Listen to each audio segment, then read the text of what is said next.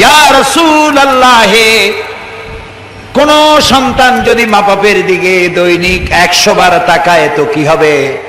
আল্লাহর নবী বলেন, আল্লাহর নিয়ামতের ভান্ডারে কোনো অভাব নাই। কোন সন্তান যদি মা বাপের দিকে 100 বার তাকায় ভক্তির নজরে, ভালোবাসার নজরে, আল্লাহ তাআলা ওই বান্দার আমল নামায় 100টা কবুল নফল হজের সওয়াব লিখে দিবে। পিতামাতার সাথে নাফরমানি করবেন না।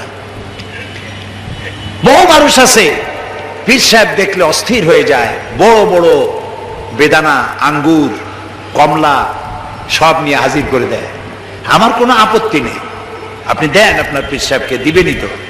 কিন্তু আপনার পীরের চাইতে দোয়া কবুল যে আপনার মায়ের বেশি হবে, এটা কি আপনি জানেন? এটা কি জানেন? আপনার যত বড় পীর সাহেব হোক, যত বড় মাওলানা সাহেব হোক, তার দোয়া আল্লাহর দরবারে কবুল হতেও পারে, নাও হতে পারে। রাসূলুল্লাহ বলেছেন 3 জনের দোয়া আল্লাহর দরবারে কবুল হয়ে যাবে, 100% গ্যারান্টি। মাজলুম যদি দোয়া করে দোয়া মঞ্জুর হবে, মুসাফির যদি দোয়া করে দোয়া মঞ্জুর হবে, আর মা বাপ যদি সন্তানের জন্য দোয়া করে